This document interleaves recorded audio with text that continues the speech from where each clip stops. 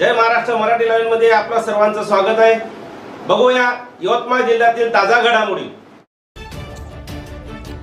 शिवाजी विद्यालय सातारी येथे यशवंत विद्यार्थ्यांचा सन्मान आणि विद्यार्थी सहसंमेलन सोहळा संपन्न।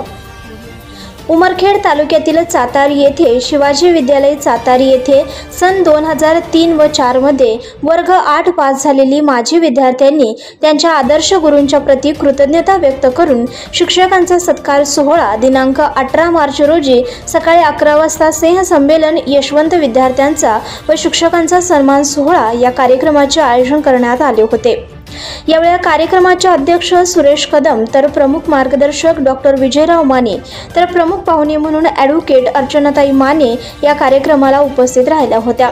तसेच या कार्यक्रमाचे अनेक आजी-माजी शिक्षकांचा शाल व श्रीफळ देऊन सन्मान करण्यात आला। यावेळी विशांबर वानखेडे, किशोर भारती, चिंचोलकर सर, शिवानंद बिचलवार, विजय लंकलवार, प्रवीण सूर्यवंशी, हरी खोगले यांना शाल व श्रीफळ देऊन सन्मानित करण्यात आले।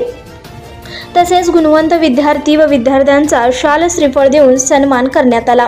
यावेळी 22 वर्षांनंतर गेट टुगेदरच्या माध्यमातून अनेक वर्षांनी भेटी झाल्या, त्यामुळे विद्यार्थ्यांनी आपले मनोगत व्यक्त केले। तसेच यावेळी जुन्या आठवणींना उजाळा देण्यात आला।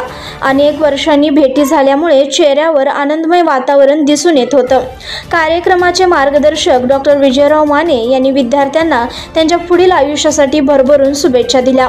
या प्रसंगी 30 ते 35 विद्यार्थी-विद्यार्थींनी सहभाग नोंदवला होता।